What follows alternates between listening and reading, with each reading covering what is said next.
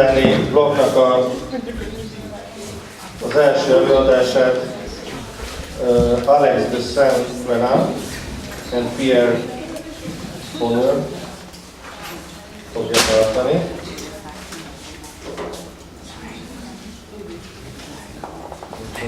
Akkor most meg is adom nekik a szót, és kérem, hogy megtartsák meg az előadásukat.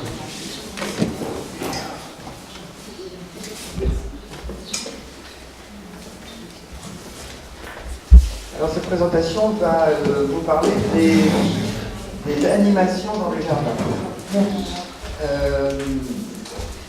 On va parler à deux voix et on va aller du plus petit au plus grand, voire même au plus grand.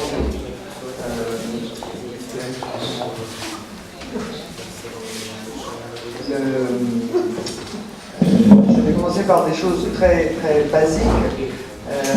Des choses qui se passent dans le jardin. Vous avez là par exemple une chose très simple, très habituelle, qui est une visite d'enfants dans le jardin. Et puis avec Pierre, un peu plus tard, on pourra arriver probablement à ça, qui est d'un autre ordre de grandeur. Je voudrais d'abord assister, parce que quand on parle d'animation dans le jardin, on va tout de suite penser à qu'est-ce que l'homme va faire dans le jardin vis-à-vis d'autres hommes. Les guides avec des visiteurs, l'action humaine dans le jardin. Je voudrais d'abord faire prendre conscience qu'il y a des animations permanentes dans le jardin, et par principe, d'abord les plantes elles-mêmes. On ne pense pas assez à ça, mais la nature elle-même fournit une animation dans le jardin. Après ça, à nous de la faire voir aux gens. Vous avez l'exemple d'un endroit en France qui s'appelle l'Arboretum de la Faune, une prise simplement en 3 saisons différentes. Et donc les plantes elles-mêmes, par leur couleur, par leur forme, par le fait qu'elles soient en fleurs ou en couleur d'automne, participent de l'animation d'un jardin. Voilà un autre exemple aussi intéressant entre l'hiver et l'été. Vous avez à gauche, en haut, un endroit toujours dans ce même arboretum de buis taillés, lesquels sont plantés des arbres. En plein hiver, on ne voit que les buis, et puis cette photo en dessous à l'automne,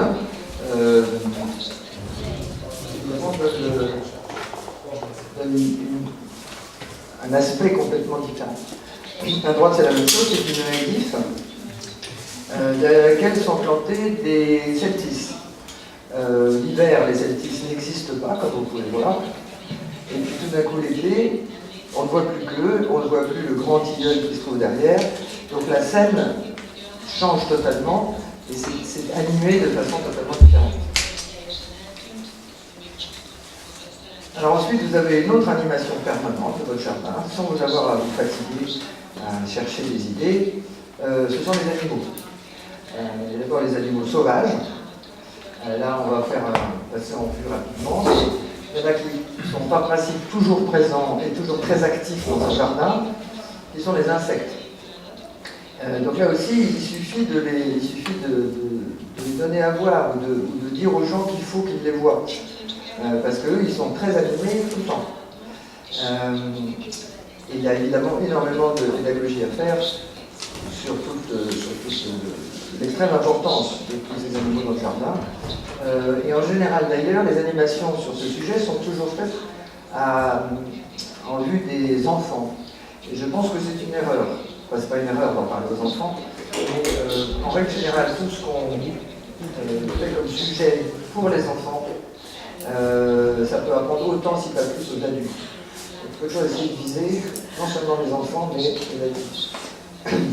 Un exemple là au milieu, comme vous voyez, c'est un hôtel de 3 étoiles pour les insectes, qui est une chose extrêmement utile pour que toutes ces petites bêtes restent dans votre jardin, soient heureux d'y vivre et donc d'y travailler, parce qu'ils font énormément de travail. Si vous n'aviez pas toutes ces petites bêtes, le jardinier aurait beaucoup plus de travail dans le jardin.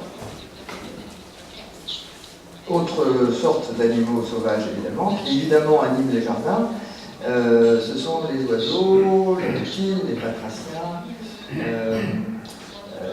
les mammifères. Enfin, il y a toute une faune d'une grande richesse dans ce jardin, et pour le coup, on se donne quelquefois beaucoup de mal pour faire par exemple un concert dans un jardin, et il peut être annulé parce qu'il pleut. Les oiseaux, eux, sont un concert permanent et gratuit. Bravo, je pense que Alors une autre animation que le jardinier aime moins, mais que les visiteurs adorent, c'est quand vous avez le malheur d'avoir ces chevreuils dans votre jardin. C'est très mauvais pour le jardin, évidemment, mais c'est très très apprécié des visiteurs. Ils reviennent les yeux émerveillés en disant « Ah, on a vu un cerf dans le jardin ». Heureusement, en général, ce ne sont pas des cerfs, sinon il n'y aurait plus beaucoup de jardin, mais simplement des chevreuils qui sont déjà suffisamment des sales bêtes pour les jardins. Mais qui sont ravissants à voir. Et ça a valu la photo d'en bas, vous voyez, qui est une pancarte que j'ai installée dans mon jardin. C'est un jardin en terrasse avec des grilles qui ferment chaque terrasse. Et il y a un important potager. Et j'étais obligé de mettre les visiteurs qui circulent librement, et souvent ne ferment pas la grille. Et donc j'étais obligé de mettre cette pancarte qui dit « Merci de refermer la grille, sinon les chevreuils du parc viennent déguster les légumes du potager. » Ce qui est arrivé une ou deux fois. Alors, autre chose que les visiteurs adorent, ce sont les volailles, les poules, les oies, les canards, etc.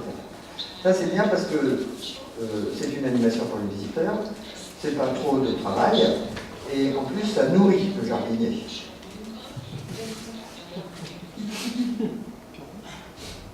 Alors ensuite, on peut proposer toute une série d'ateliers ponctuels.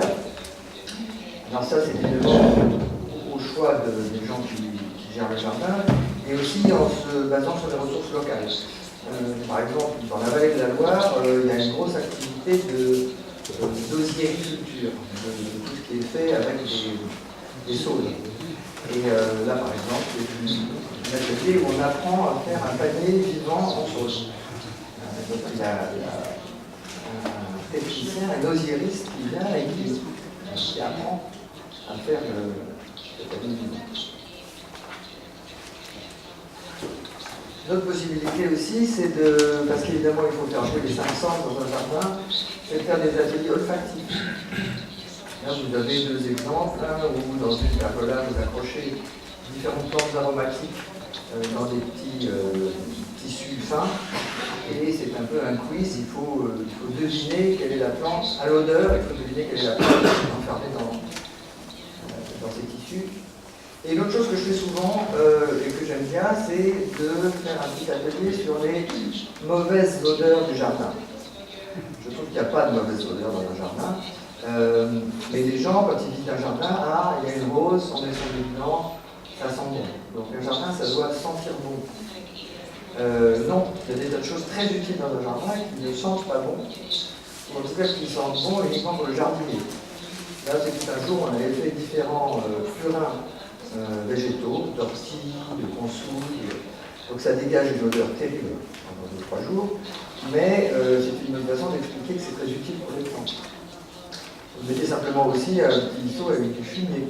Vous mettez du fumier de cheval et du fumier de vache, par exemple. Les 3/4 des gens qui habitent en ville n'ont jamais respiré du fumier de vache ou du fumier de cheval. Et pour le jardinier, c'est une très bonne odeur. Pour moi, en tout cas. Alors, plus accessible, aussi on peut faire des ateliers de cuisine et de cueillette. Et là, on peut sortir du jardin et aller se promener dans la nature, glaner, ramasser toutes sortes de plantes, dont en général personne ne sait qu'elles peuvent se manger, parce que maintenant, on va acheter des légumes sur le marché ou au supermarché, ou surgelés, et on a oublié qu'on pouvait parfaitement se nourrir de la nature.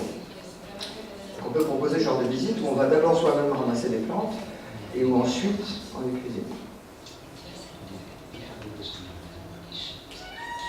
Alors la peinture, c'est évidemment une chose bien connue, qui peut se décliner de deux façons, ou bien des gens peignent le jardin, ou bien il peut y avoir des cours de dessin de botanique. Et on apprend réellement à dessiner les plantes.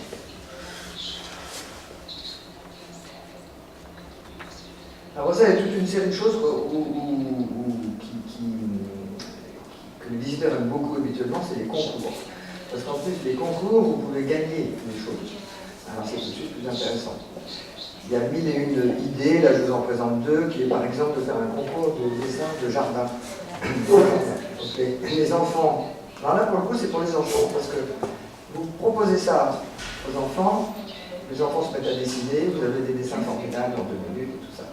Vous voulez faire la même chose pour les adultes disent ah non, on ne sait pas dessiner. Et de vous ne feront pas de dessin. C'est tout à fait curieux. Et puis un autre exemple, là où c'est un concours pour une fête, un concours de brancards, de bouquets, voilà, et après ça, il faut évidemment que vous ayez un jury très sérieux qui départage les participants.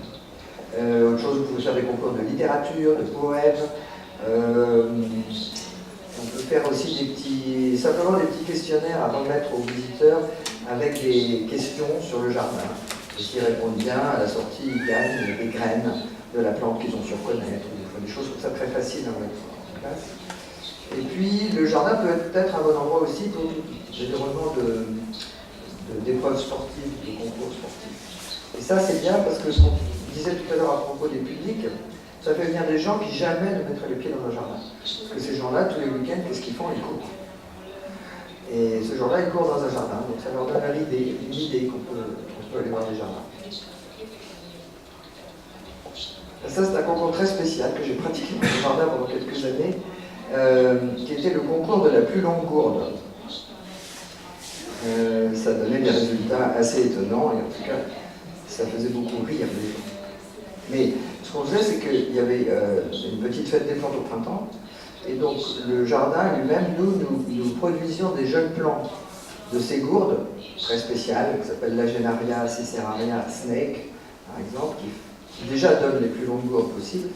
Et comme ça, les gens pouvaient acheter des petits plants, les plantaient dans leur jardin, et à l'automne, il y avait le concours de la plus longue gourde, et ils revenaient avec la gourde qu'ils avaient fait pousser au mer. Après ça, on en a déjà un peu parlé, donc je vais passer rapidement, mais évidemment, le jardin est un endroit qui se prête à faire des expositions de photographie. Celles-ci sont prises par Michel Davot, qui est un arboretum de la Martinière, par la vallée de la Loire également, qui est à la fois un très bon jardinier, un très bon botaniste, un très bon photographe, et aussi un artiste de land art, qui est une autre possibilité intéressante d'animation dans un jardin. Éphémère ou moins éphémère, et qui, si vous n'êtes pas là le jour où se passe le land art lui-même, c'est en général immortalisé par des photos, donc ça vous fait des positions photographiques. Voilà d'autres exemples d'art contemporain dans les jardins. Personnellement, je ne suis pas du tout contre avoir de l'art contemporain dans des jardins historiques. Je trouve que les œuvres contemporaines peuvent parfois très bien dialoguer avec l'aspect historique d'un jardin.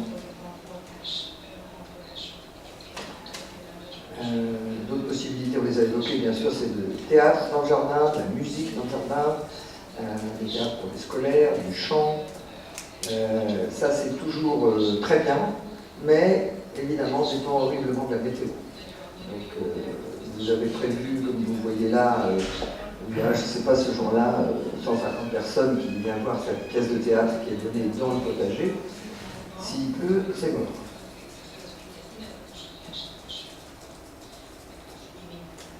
On a des tas d'autres manifestations possibles. Là, je vous montre des choses de potager et de fruitier, mais les gens adorent voir des expositions de fruits, de légumes. Vous avez probablement ça aussi, des associations, notamment une association qui s'appelle les Croqueurs de Pommes, qui ne s'occupent pas seulement de pommes, mais de beaucoup d'autres fruits, et qui sont très très très calés. Vous pouvez apporter une vieille pomme trouvée dans votre jardin, et ça vous dire laquelle c'est, même si elle date d'il y a 100 ans. Donc là, ça rejoint aussi de l'instruction botanique, si on peut dire. Et puis jusqu'à toutes les idées qu'on peut avoir, on peut faire venir un scieur mobile qui débite les troncs d'arbres devant les visiteurs. Une chose très à la mode de plus en plus, c'est les fêtes de la soupe. Alors là, il y a un très bon système, c'est que les gens concourent, il y a un concours de soupe. Les gens s'inscrivent, fabriquent leur soupe et arrivent avec 10 litres de soupe. Et puis, les visiteurs viennent, Le prix d'entrée, en fait, c'est d'acheter un bol avec lequel ils vont pouvoir déguster toutes les soupes. Et pour finir, il y a un jury qui décide qui va être la meilleure soupe. Alors il y a le prix du public, le prix des enfants, différents prix de venir. Et je vais laisser maintenant la parole à Pierre pour des choses beaucoup plus sérieuses.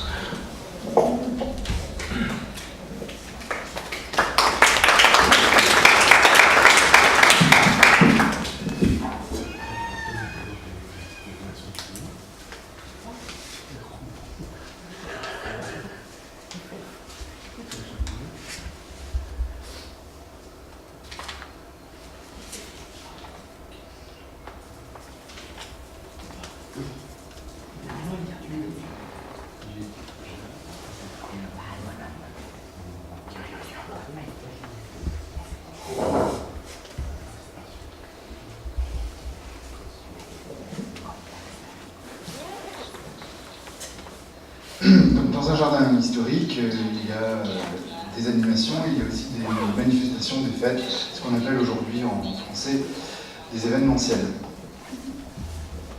Alors ça date pas d'aujourd'hui, c'est lié à l'histoire même de ces jardins. Pour remettre dans un contexte un peu plus historique, quelques images anciennes de fêtes, aux Tuileries, la réception des ambassadeurs de Pologne en 1573, avec au centre de l'image la reine Catherine de Médicis qui accueille les ambassadeurs et la cour qui danse avec des musiciens. Donc les jardins pouvaient tout à fait recevoir ce type de manifestation. Il y a d'autres manifestations beaucoup plus encombrantes que les jardins reçoivent et accueillent beaucoup plus difficilement. Et aujourd'hui, à Paris, le palais des Tuileries que vous voyez sur cette image au fond a disparu, mais entre les Tuileries et le Louvre se situe toujours une place avec un arc de triomphe qui s'appelle l'arc de triomphe du Carrousel, la place du Carrousel, et ce nom vient de cette fête donnée en 1862, le grand Carrousel des Tuileries. Et ce qu'on oublie toujours, c'est que ce carrousel a été fait à l'emplacement d'un jardin, et le jardin a disparu pour laisser place au carrousel. Donc évidemment, c'est toute l'ambivalence de ces grandes manifestations qui peuvent, pour certaines, être accueillies dans un jardin et qui, d'autres, sont complètement incompatibles avec les jardins et risquent de détruire les jardins. À dater de ce grand carrousel de 1862, il n'y a plus de jardin au carrousel, à l'emplacement de cette place, jusqu'en 1873. Donc ça a duré quelques siècles quand même, la disparition de ce jardin. Toujours aux Tuileries, une réception, une cavalcade, mais une entrée solennelle d'un ambassadeur au début du XVIIIe siècle. Donc on voit tout à fait que les circulations autres que piétonnes dans un jardin peuvent évidemment être accueillies dans certaines allées, pas dans d'autres, et peuvent évidemment endommager les allées. Ils font partie intégrante de l'histoire de ces parcs et jardins. Une manifestation révolutionnaire à la fin du XVIIIe siècle, la fête de l'être suprême en 1794, tout début de la Première République française, où là on est à l'emplacement d'un bassin qui avait été entièrement transformé par le peintre David en montagne éphémère, un décor de fabrique quasiment, mais complètement en papier et carton, en décor de théâtre, pour célébrer l'être suprême qui était la nouvelle religion censée remplacer l'ancienne.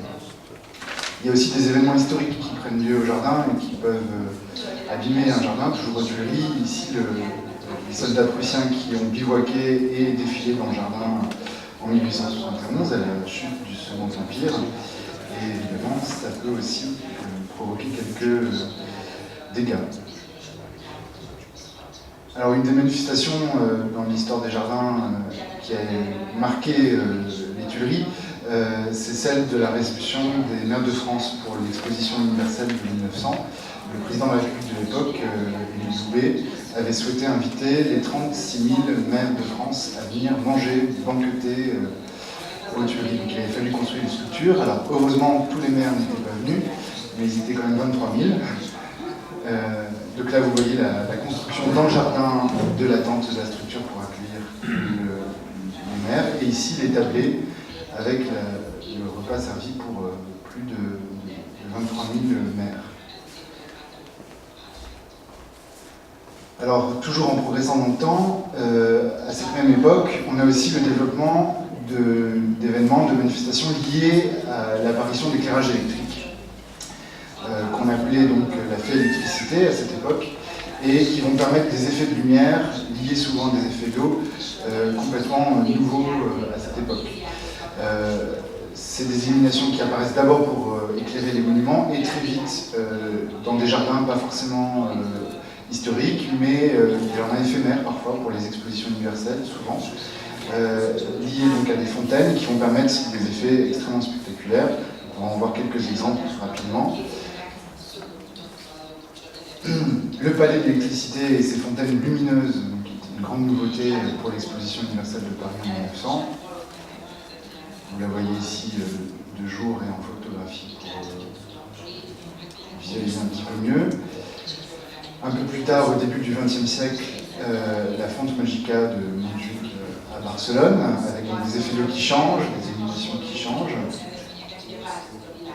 Donc on est dans les années 1920 et dans les années 1930 pour l'exposition internationale de 1937 à Paris, devant la Tour Eiffel, des jets d'eau qui jouent à intervalles réguliers avec ces immenses jets d'eau qui visent le haut de la Tour Eiffel et qui évidemment ne peuvent pas l'atteindre, mais qui produisent des effets animés, donc des manifestations, des événements à intervalles réguliers, à heure donnée, et qui évidemment sont l'objet d'illumination la nuit qui rajoute encore à cette féerie. Liés à ces manifestations, à ces éclairages, apparaissent dans les années 1950 en France ce qu'on a appelé des sons et lumières. Donc en 1953, les premiers sons et lumières, ils sont liés à l'amplification de la musique et du son, donc au développement de la technologie toujours électrique, cette fois en direction du son, en complément de l'image, d'où leur nom de spectacle de son et lumière, qui dit tout le programme de ces spectacles, avec l'apparition de la stéréophonie et des haut-parleurs. Ça a souvent servi évidemment pour éclairer les façades des châteaux et ça se déroule souvent dans les parcs et jardins avec comme fond, comme décor, la façade du château. Ça se caractérise aussi évidemment par des illuminations d'artifice, donc des feux de bagarre, des feux d'artifice. Et il y a aussi nombre de figurants costumés, souvent cheval, qui retracent à la fois l'histoire du lieu et pour que le visiteur de l'époque puisse s'y intéresser et s'approprier l'histoire du lieu, toujours en lien avec l'histoire nationale à l'époque. Alors les premiers châteaux qui ont bénéficié de ces sons et lumières étaient souvent des châteaux du Val-de-Loire, le Lude, Chenonceau, le Chambord et Versailles aussi assez rapidement. Pour vous donner une image de ce à quoi ça ressemble, un exemple en Bourgogne, à Saint-Fargeau, non loin du Val-de-Loire, avec donc ce château de Saint-Fargeau et de nombreux villageois costumés, figurants bénévoles pour la plupart, qui animent cette vue et composent des véritables tableaux vivants avec une voix off qui compte l'histoire du lieu. Donc on voit qu'on a le développement de feux d'artifice, mais qui sont évidemment pas nouveaux dans les jardins, depuis l'importation quasiment l'importation de la poudre de Chine à partir de la fin du Moyen-Âge, des 14e et 15e siècles, très tôt dans l'histoire des jardins, des illuminations et des feux d'artifice étant se développer. On aura même dès le 18e siècle, je pense en particulier à Londres, au bord de la Tamise, des spectacles entièrement composés autour de feux d'artifice. Ça existe encore de nos jours, comme à Saint-Cloud, avec un spectacle qui n'est composé que d'un feu d'artifice, qui s'appelle donc le Grand Feu du parc de Saint-Cloud. Vous avez ici la zone de tir, des fusées au niveau de la grande cascade, et puis ici les différents emplacements du public. Et ça donne ça. Donc c'est très spectaculaire, on en prend plein les yeux et on en prend plein les narines aussi, puisque malheureusement l'orientation du public et de la cascade fait qu'on est sous les vents dominants et donc on se prend toutes les fumées en même temps que... Alors c'est évidemment accompagné toujours de musique. Ces fêtes de nuit ont connu de forts développements donc, tout au long du XXe siècle dans les grands parcs, châteaux historiques de France, avec des développements parfois excessifs, comme avec ici au niveau du bassin de Neptune au château de Versailles, la construction de gradins qui empiétaient complètement sur le vertu de gazon qui disparaissait dessous, mais également sur le bassin lui-même, avec une scène flottante. Ce n'est heureusement plus le cas de nos jours, avec des fêtes de nuit à Versailles qui sont reléguées à l'orangerie, mais on voit qu'à nouveau les scènes sont construites, ainsi que des gradins sur une partie des parterres, ce qui oblige nos collègues du château de Versailles à déménager une bonne partie des orangers en pleine saison estivale, avec à nouveau évidemment des feux d'artifice. Alors puisqu'on arrive à Versailles, il y a un mot quand même sur les grandes eaux de Versailles, donc le jeu des fontaines. Évidemment, les fontaines constituent une animation dans les jardins, et souvent une animation un peu événementielle parce qu'elles ne fonctionnent pas en permanence. Donc dès le XVIIe siècle à Versailles, les fontaines ne fonctionnaient pas quotidiennement. Évidemment, en hiver, elles étaient éteintes pour éviter les problèmes liés au gel, de dégradation des tuyauteries et de la fontainerie. Mais surtout, ce n'étaient que les fontaines qui étaient positionnées sur des axes de perspective, sur les axes de la composition, sur les parterres, donc en vue du château, qui fonctionnaient quotidiennement. Et en revanche, dans les bosquets, les fontaines ne jouaient que quand le roi s'y promenait ou que quand il leur donnait pour y accueillir des visiteurs de marque. Ces fontaines existent toujours, avec toujours le même mode de fonctionnement gravitationnel, mais évidemment, il y a toute la technologie des pompes aujourd'hui qui permet de les faire jouer plus longtemps pour remonter l'eau dans les réservoirs. Et la plupart des jeux de fontaines des parcs et jardins aujourd'hui fonctionnent grâce à des pompes directement, sans plus aucun système gravitaire. Depuis le début des années 90, les fontaines de Versailles ont été équipées d'une sonorisation, ce qui fait que ces grandes eaux sont devenues musicales. Ce qui n'était évidemment pas le cas au XVIIe siècle. On voit le roi ici se promener en vue du parterre nord, avec les fontaines qui jouent à l'arrière-plan. Donc voilà à quoi ressemblent ces jeux de fontaines, avec ici l'exemple du bosquet de la salle de bal des Rocailles, qui date de la fin du XVIIe siècle. Et ici un autre exemple de bosquet, donc qui ne jouait pas quotidiennement dans le centre sous l'Ancien Régime, mais que pour des fêtes ou des promenades particulières. Alors aujourd'hui, elle fonctionne tous les dimanches de Pâques à la Toussaint, y compris dans des bosquets qui ont été complètement reconstruits, comme vous dites très bien, recréés, après une restauration totale. En 2005, le bosquet a disparu dès le XVIIIe siècle. Ces grandes eaux maintenant connaissent aussi une déclinaison nocturne, avec des fêtes de nuit beaucoup plus respectueuses de la composition du jardin, puisqu'on se promène dans le jardin avec des illuminations, des feux d'artifice à nouveau, de la musique évidemment amplifiée, mais on reste dans une promenade au jardin. Et ça se rapproche beaucoup plus des fêtes de nuit données sous l'Ancien Régime que les grands gradins, les fêtes statiques qu'on a vues précédemment. Alors, il y a tout un tas d'autres spectacles et manifestations possibles dans les jardins, on ne va pas les citer, mais pour vous le dire, tout simplement, donner un exemple concret, il y a des opéras qui sont donnés en plein air dans certains sites successifs au cours de la belle saison, et donc qui sont évidemment soumis aux aléas climatiques, avec souvent des gradins et des parterres de spectateurs installés à la place du parterre dans le jardin, ce qui peut parfois endommager le jardin. Il y a évidemment aussi des manifestations à but plus commercial, comme des défilés de mode, des salons de tout type. Ici, un salon de prêt-à-porter aux Tuileries, ça peut être des salons automobiles, ça peut être des salons d'antiquaires, avec donc des revenus qui en sont tirés, ce qui permet de contribuer à l'entretien et au financement de l'entretien de ces jardins, voire de leur rénovation, mais qui peut aussi induire quelques conséquences néfastes. Il y a aussi évidemment des fêtes foraines qui peuvent prendre place dans les jardins avec, vous voyez tout de suite, des rapports d'échelle un peu compliqués. Encore, on ne parle pas du bruit ou des odeurs de friture. Alors, quelles que soient ces manifestations, et une guide de conclusion, je voulais vous proposer cela. L'essentiel, c'est de protéger le jardin. Il faut évidemment l'animer, il faut y accueillir le public, il faut proposer des situations spectaculaires, puis parfois on n'a pas le choix parce que s'y tiennent des événements nationaux de grande importance, parfois même internationaux. Mais ce qui est essentiel et ce que je retiens de mon expérience dans les jardins historiques ayant accueilli de nombreuses manifestations ou en accueillant encore, c'est qu'il faut un cahier des charges qui indique le mode d'emploi du jardin à l'occupant, quel qu'il soit, où on trouve l'eau, où on trouve l'électricité, ce qu'il faut protéger, comment protéger les sols, comment protéger les pelouses, où on peut circuler, où on ne peut pas circuler, où on peut se garer, où on ne peut pas se garer, comment protéger les troncs, les branches.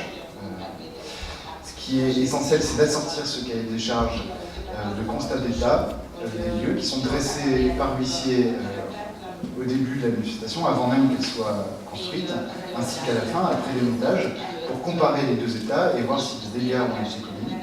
Et si des dégâts ont été commis, non seulement ces dégâts, leur réparation est à la charge de la personne qui est venue organiser la manifestation et qui en a retiré le fruit, mais on applique également, dans l'idéal, des pénalités qui permettent d'être dissuasives avec un barème en fonction du nombre de branches, de la taille des plaies sur les arbres, etc., mais qui sont extrêmement dissuasives une fois qu'on les applique et qui évitent les plus gros dégâts. Je vous remercie.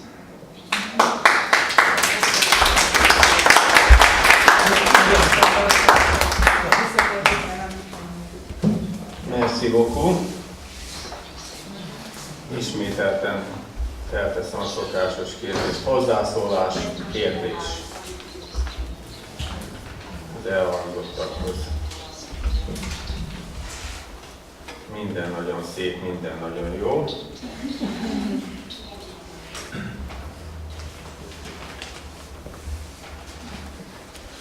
Oui, ce serait un commentaire sur Versailles et les fêtes de Versailles, et un peu en réaction de présentation. Donc Versailles, il y a les grandes eaux avec, comme vous le disiez, de la musique enregistrée. En fait, si vous allez sur le site web de Versailles, vous avez tout de suite un petit film avec les grands eaux, avec la musique que vous allez entendre pendant les grandes eaux. Moi, je trouve cette musique très dommage. D'abord, elle provient de haut-parleurs cachés dans le feuillage, avec un son de très mauvaise qualité. En plus, à cause du son des haut-parleurs, on n'entend plus le son de l'eau. Et comme vous le disiez, une des premières animations du jardin, c'est celle du jardin lui-même. C'est le son des feuillages, c'est le son des animaux, c'est le son de l'eau. D'ailleurs, les traités du XVIIe siècle parlent des fontaines comme ce qui anime le jardin grâce au son. Et enfin, moi, je trouve ça épuisant d'être dans le jardin, de n'arriver pas à entendre le son de l'eau. Il y a une fontaine où on l'entend, c'est la Grande Gerbe, mais c'est le seul endroit où il n'y a pas de son de musique préenregistré. Par ailleurs, ça fait très Disneyland, on a envie de danser, on imagine qu'on a des belles robes comme au XVIIe siècle. Mais il manque, le jardin lui-même quelque part disparaît sous cette espèce de tartine, c'est comme de la sauce ketchup. Sinon, une question juste pour l'animation du jardin, ce que le jardin lui-même offre, c'est tellement riche, et c'est intéressant les animations qui ne cherchent pas à se rajouter à ça, mais qui se rajoutent aussi à ça, mais en même temps cherchent à mettre ça en valeur. Donc, ça c'est une chose, et l'autre chose, juste une question pour votre dernière diapo, ça c'est votre désir d'avoir ce type de cahier des charges ou ça existe vraiment? Non, ça existe. On a mis en place ce type de cahier des charges avec barème de pénalité, facturation des remises en état. Dans plusieurs jardins, Joseph vous l'a montré hier à propos des archives, et c'était le cas aussi au Tuileries, avec des pénalités qui pouvaient se chiffrer parfois en plusieurs dizaines de milliers d'euros, donc un montant important qui permettait de prévenir les risques une fois qu'ils étaient facturés une fois. Les événements récurrents qui reviennent tous les ans dans le jardin comprenaient, grâce à ces pénalités, le risque encouru par des racines, des branches, ce qui n'est pas évident pour eux parce qu'ils ne sont pas inutiles. Et pour compléter votre propos sur les grands eaux de Versailles, je ne suis pas loin de partager totalement votre avis, au-delà du devoir de réserve du fonctionnaire français, mais en dehors des frontières. En effet, je pense que le jardin suffit à lui-même, mais en effet, les fontaines se suffisent à elles-mêmes et participent à cette visite du jardin, non seulement le bruit des eaux, mais aussi le bruit du vent dans les feuillages, le bruit des oiseaux dans les bosquets, qui sont essentiels dans toute la littérature descriptive de la promenade dans le jardin du XVIe siècle, le bruit du sol quand on marche, le bruit de la conversation aussi, qui est juste impossible quand on a de musique très forte. Et puis, il ne faut pas, même à Versailles, être plus royaliste que le roi. Comme on le voit ici à l'écran, le roi se promenait en silence, enfin, avec sa cour, mais sans musique, sans tambour et trompette. Donc, inutile d'en rajouter.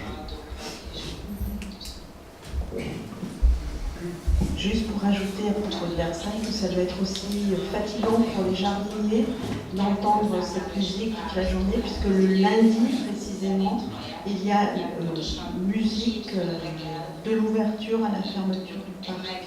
Donc ça doit être assez fatigant pour les jardiniers.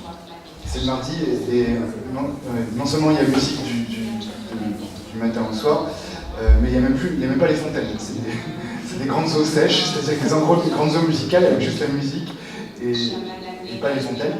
Donc évitez Versailles un mardi, même si les musées parisiens sont fermés ce jour-là, allez dans d'autres sites. Voilà.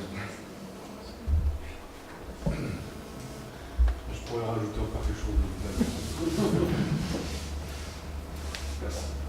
Oui, je voudrais rajouter quelque chose sur cette politique un peu à Versailles des fontaines, parce qu'on augmente sur le rythme des fontaines, et on commence à doubler l'ancien réseau hydraulique par un système de tuyaux avec des électrovannes qui, quand même, selon nous, risque de mettre en danger à terme la conservation du réseau. Un réseau qui ne fonctionne pas risque bien sûr d'être abandonné et d'être... L'intérêt également ici, on raconte un peu depuis le début, mais toujours cette présence de l'homme, c'était les fontainiers qui ouvraient les fontaines et qui les refermaient pour le public. C'est quelque chose qui tend à disparaître. Le risque également pour l'architecture même du jardin ou son décor, c'est-à-dire que les rocailles anciennes, authentiques, il y en a encore à Versailles, et a fortiori les sculptures s'abîment sous les touches des fontaines trop utilisées. Ce que j'avais oublié de préciser, mais peut-être important pour que tout le monde comprenne, les fontaines ne jouaient pas en permanence à Versailles par manque d'eau, par manque de ressources en eau qui étaient drainées sur des plateaux alentours. Donc on économisait sur l'eau à l'époque, et c'est pour ça qu'on n'avait pas de fontaine en permanence.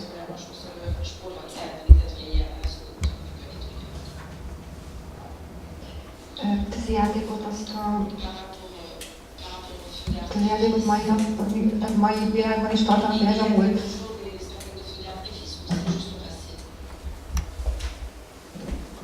Oui, il y en a toujours, c'est ceux que je vous ai montrés, ceux-là par exemple, donc, avec des fêtes de nuit ambulantes où le public se promène d'un bassin à l'autre, en traversant par terre et aller, et également ce type de fête de nuit aussi plus statique, avec scène et spectacle. A készült esetleg felmérés ezzel kapcsolatban, hogy az állatvilágot mennyire zavarja ezt meg.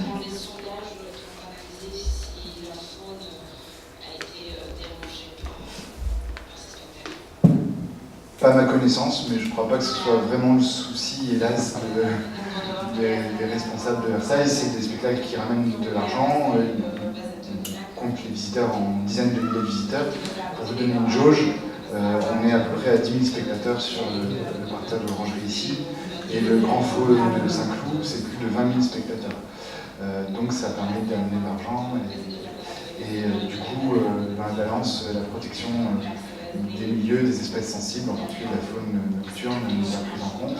Il y a même d'autres soucis, à mon avis, plus graves encore, c'est-à-dire que la multiplication des feux d'artifice, vous savez que les effets colorés des feux d'artifice sont obtenus par des oxydes métalliques, y compris à partir de métaux lourds, et comme c'est la plupart du temps tiré au-dessus du plan d'eau, les feux d'artifice retombent dans les plans d'eau et polluent les plans d'eau et donc l'eau.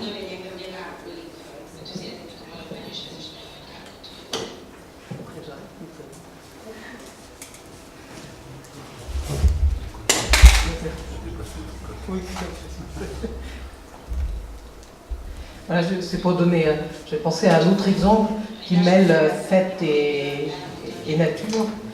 Dans les jardins japonais, quand il y a évidemment la fête des cerisiers bien connue, Et puis en automne, la fête des couleurs d'automne, ce sont des choses à la fois naturelles et très organisées. Les temples vont planter des cerisiers ou des pruniers parce qu'ils savent qu'au moment où c'est la saison des cerisiers en fleurs ou des pruniers en fleurs, il va y avoir beaucoup de visiteurs. C'est aussi souvent les moments où les jardins sont payants alors que le reste du temps ils ne sont pas payants. C'est l'occasion aussi d'avoir des illuminations, d'avoir toutes sortes d'événements. Et c'est quelque chose qui est très fondamentalement basé sur le cycle de la nature auquel on rajoute quelque chose qui le met encore plus en valeur. Donc il y a quelque chose qui est très, très fin. C'est en même temps, bon c'est un peu ça, ce qu'on voit là, mais en même temps il y a quelque chose de très fin puisque c'est tellement lié au cycle de la nature. On retrouvait ça dans des jardins européens, puisqu'il arrivait parfois qu'on vienne se promener et qu'on fasse le voyage uniquement pour aller voir la floraison de telle tulipare, telle tubéreuse parfumée sur un parterre entier.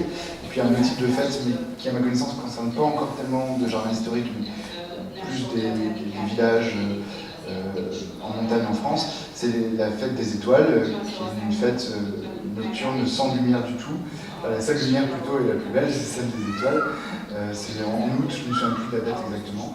Et puis il y a aussi des fêtes qui commencent à se mettre en place 2 fois par an, qui ne sont pas des fêtes, mais des nuits d'observation de la faune nocturne. Mais il faut pour ça que ce soit dans des jardins où l'environnement est encore préservé et où la pollution lumineuse soit réduite à peu de choses, mais il y a un développement en contradiction totale avec ce que je viens de vous montrer, de ça parallèlement en France actuellement, puisqu'il y a des villages en France qui mettent en place des plans zéro lumière et qui suppriment l'éclairage de nuit complètement, y compris de leurs monuments, de leur église, y compris l'éclairage des routes, pour devenir des zones sombres, afin de drainer un tourisme d'astronomes amateurs qui viennent en vacances exprès pour profiter de ciel pur, sans pollution, ciel dégagé en été et de ciel étoilé sans pollution lumineuse également. Et on voit aussi très fréquemment, je ne sais pas pourquoi ça ne se pratique pas du tout en France, ça, mais c'est très très habituel en Angleterre, et là c'est même avec la nature sauvage. Quand c'est le moment de la floraison des jacinthes sauvages dans les bois, dans les forêts, il y a dans toute l'Angleterre, c'est le week-end spécial Bluebell, et les gens sont comme des fous, c'est un peu comme les pruniers au Japon, où même avant il y a le week-end perce-neige, et ça draine des centaines et des centaines de visiteurs juste pour voir un spectacle naturel. De ce qu'on a vu ici, moi j'étais très épaté, je suppose que pour vous, on voit, ça ne vous épate pas du tout, mais au château de Bègue, moi je ferais un week-end d'Aille des ours. Parce que c'était absolument bluffant. Ils le font. Ah, ils le font. Alors, ça dit. Voilà, quand il y a une très très grande quantité d'une chose, c'est toujours spectaculaire et c'est une animation facile à faire parce qu'il n'y a rien à faire que juste dire aux gens de venir voir.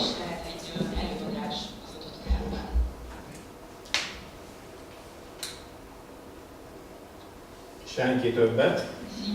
Merci beaucoup.